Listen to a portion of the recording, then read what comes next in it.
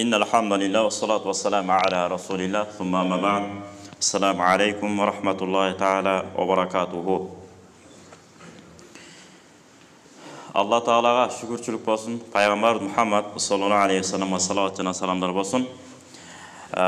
Bugünkü havalды görüp atabыз.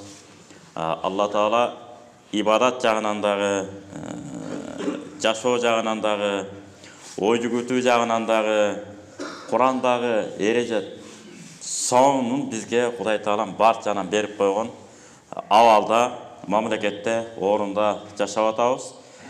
Кээде тарбияң тайкы болсо тартканын кайгы болот деп, тарбия жагынан артта калып калган учурлар да болуп калып атат. Ошол эле учурда бирин-бири тонотпой сактап калалы деген жаштарыбыз, адамдарыбыз да көп болуп атат.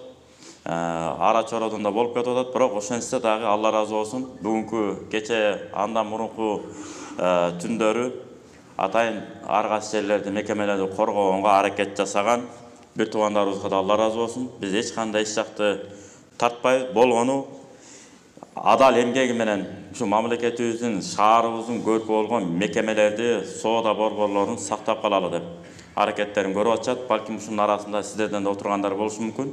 Кече да мага да телефон чалды бирөөсү.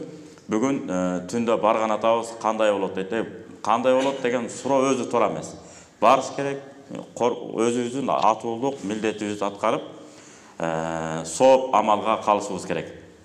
Анткени каракчылык бул шариатта арам. Баатырлык бул бар нерсе. Баатырлык бул аябай жакшы нерсе. Баягы эр жигит баягы жоо бетинде, эл четинде деп атпайбы? Эл четинде акыры сыртта жүрө берет экен. Баягы кайсы бир даанышман айткандай, бөөрүлөр заманы, түлкүлөр заманы, анан бак заманы деп атпайбы? Мына кече жакында аябай жакшы талкуу болуптур, мага жакты. Бул фильм дагы аткарылган экен. Мага жакты деген деле туура эмес, бирок негизи сонун сөз айтылган экен ошондо. Ошол үчүн дайыма эле айтып келебиз го. Адабий китептерди окуйлу, тарыхый китептерди окуйлу, окуган китебибизге жараша ой жүгүртөбүз. Мына жакта адабий китептер, тарыхый китептер кирбесечи, ким жетелесе ошол жака жетеленген бойдон кете берет экенбиз. Пилди караңыз, пилди деле бир адам мындай жетелеп болот атпайбы? Төөнү деле, атты деле. Башкара болот, ээси секин эле. Ошол жак сыяктуу мына жакта пилдей күчүбүз болсо деле, мына жак бош болсо жана көкүрөк ыймандан бош болсо, жүрүм-турумубуз пайгамбарыбыз көрсөтүп кеткен адеп ахлактан алыс болсо, бүттү, бизди ар ким жетелеп, арга сака тарттырып коюш мүмкүн, жетелеп. Туура эмес жолдорго түртүп коюш мүмкүн, акырын сыртында тура берет, күлүп жайнап. Ошондуктан шариатта ушундай каракчылык кылган адам болсо, тооба кылмайынча ага жаназа жүрбөйт. Әл-Кафи деген 3 томдук Ханафи фикх китап бар. Жана башка Ханафи фикх китептерде да келет. Кимде-ким жолдон белден бирөөлөр маңдай тери менен соода кылып атат, сизге барып салык салат.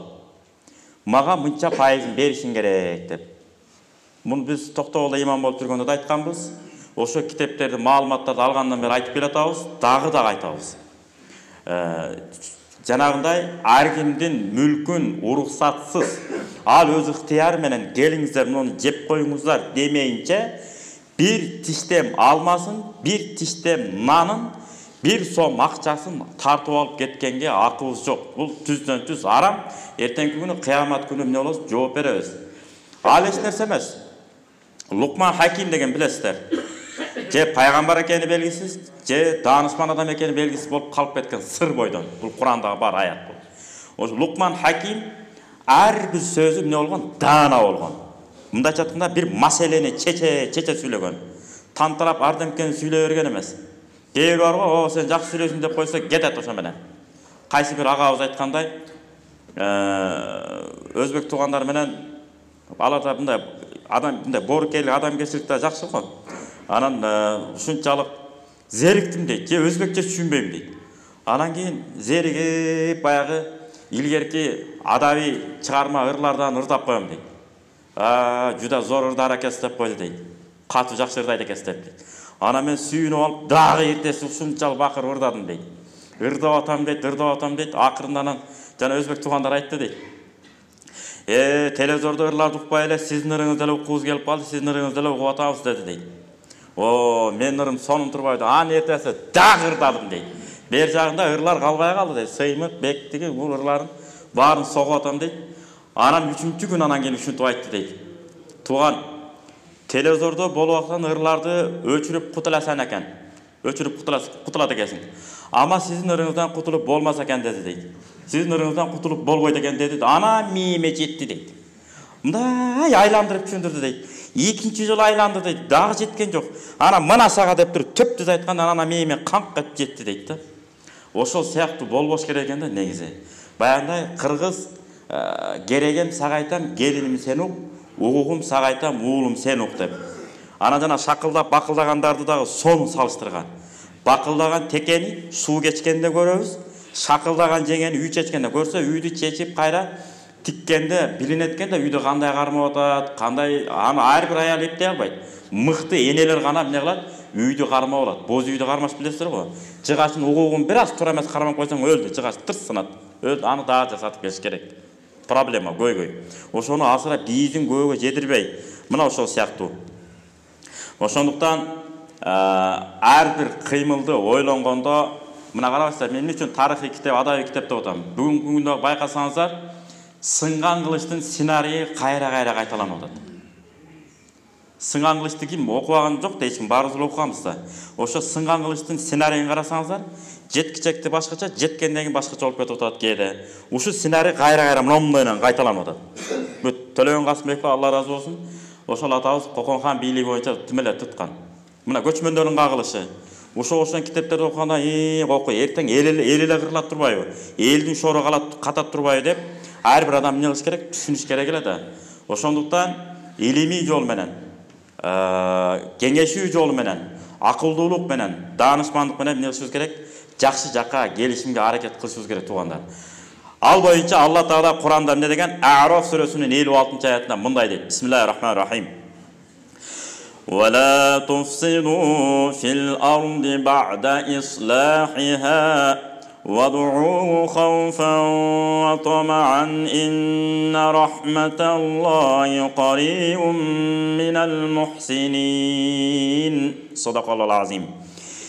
Алла Таала жер бетин жашаганга, өмүр сүргөнгө ушундай бир ыңгайлуу шартты түзүп койгондон кийин кайра силер бузукулук кылбагыла деген аят. Карабайсыздар, жана мен кыйраттым мындай эмес.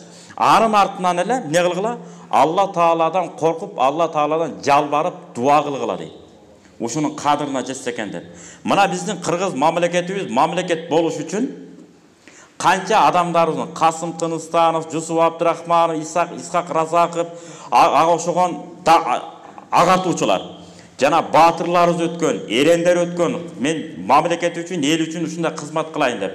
Ошолордун каны, жаны, өмүрү төгүлүп, ана мындай чыкыйган соң мамлекетибиз турат. Ушу мамлекетибиздин сак калышына мына жума күн бүгүн сөзсүз түрдө эмне кылышыбыз керек? Дуа кылышыбыз керек.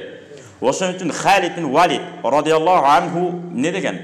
Жана Мусайлам ибн Каззаб деген өзүн өзү пайгамбармын деген статус. Бүгүн ар кандай статустар берип атпайбы? Ар ким өзүнө наам берип атпайбы? Ошол сыяктуу ал дагы эмне кылган? Өзүнө өзү наам берген. Жабир алейхиссалам ага келген жок. Сен пайгамбар болдуң деген жок ага. Өзү эле чыгып алып эмне деген? Мен пайгамбармын. Мен элчи эле Мухаммадтан кийин мен пайгамбар болдум деп эмне кылган? Элдин баарын карапайым эл экен да. Эчтеке окубаган караңгы эл. Элчи болот. Ушул пайгамбар болгон турбайбы кайра башынан деп. Баягы хитрый айла кердиги ушунчалык күчтүү болгон элди ээрчиткен. Ошондон Халид ибн Валид радиаллаху анху туруп айтат. Урматтуу эл журт, силердин коом экениңердин, улут экениңерди далилдеп турган бирден байрагыңар болсун, желеңер болсун. Ошол желеңер, байрагыңар, тууңар жерге кулап калбасын. Силердин улут экениңерди, коом экениңерди далилдеп турган. Ошо улут экениңерди, коом экениңерди далилдеп турган байрагыңар, тууңар, желеңер атайын 3 түрдү айтып атам. Кээбирине желек деп айтса болмок дейт экен, кээбири байрак деп айтса болмок дейт экен. 3 теңер бар, бардыгы. Сөздүктө карасаңыздар, Юдахинден орустун кыргыз тилин жазган орустун Юдахинде табылат ушулар. Мына ушул киши эмне деген? Ошол байрагыңар жерге кулап калбасын. Эгерде жерге кулап кала турган болсо, биз силерди алсыз коом деп билебиз дейт. Аны сыңары биздин ата-бабалардын каны менен, жаны менен, акылдуулугу менен, өмүрү менен, анын ичинде баатырлары бар, данакерлери бар, башкасы бар, ал бар, бул бар. Жана Кыдыр эке окшогон акелерибиз бар. Жана аят бар го. Rabbana atina fid dunya hasana wa fil akhirati qina azabannar. O жараткан Алла ахиреттин бактı, бул дүйнөнүн бактылуулугун бер, ахиреттин бактылуулугун бер, тозок отуна мени сактай көр деген 3 сүйлөм бул. Кыдыр акебиз акыл чечен болгон, көп сүйлөгөн эмес. Кыска нуска так сүйлөгөн. Ушу киши да 3 сүйлөмдү bir сүйлөмгө кыскартып айтып атат. Не деген? 2 дүйнө кем болбо деген. Не деген бата? Ошондой бата менен, ошондой сөз менен жаштардын башын бириктирип отурган карыяларыбыз көп болсо экен деп Кудайдан тилейли, туугандар. Ошо карыяларды сөзсүз Кудайдан, буларды биз сыйлашыбыз керек. Аксакалдарды биз сыйласак, эртең күнү биз да сыйланат экенбиз. Ошондой Халид ибн Валид не дептир? Алсыз коом деп билип калабыз деген. Анысыңары биздин байрагыбызды чар тарабынан кулашына тилектеш болгон адамдар да бар. Кээ бирөө кулап каларын билбестен жөнүнө эле будуң чадың болот, сүрмө топ менен кетип аткандары бар. Ошон үчүн Кудай өзү сактаган болсун. Убакыт да бүтүп калды. Амин. Алла Таала ушу байрагыбызды, желегибизди жерге кулап калышынан Кудайым өзү сактаган болсун. Буга чейин кандай гана эмгектер, иштерди ата-бабаларыбыз мамлекетибиздин мамлекет бойдон канча миллиондогон калкы бар, туугандар бар, билесиздер, мусулман туугандар. 30 миллион, 40 миллион эли бар, бирок мамлекеттин туусу да, туусу эмес, герби да жок. Биздин ата-бабаларыбыз мамлекетибиздин туусу менен, байрагы менен, герби менен калтырып кеткен. Ушуну кийинки муундардын алдында жүзүбүз карайып калбай, динибизди дагы, жашообузду дагы, мамлекетибиздин мамлекеттүүлүгүн дагы сак саламат кийинки муундарга өткөрүп берүүнү Кудай Таалам ар бирибизге насип кылган болсун. Жана колубуздан келишинче акылыбыз менен, билимибиз менен такыр жок дегенде муну Алла Таала Куранда айтканда, Араф сүрөсүндө айткандай, дуабыз менен салым кошконду ар бирибизге насип кылган болсун. Валхамдулиллахи роббил аламин, бирахматика я архамар рахимин. Аллаху акбар. Ассаламу алейкум ва рахматуллах.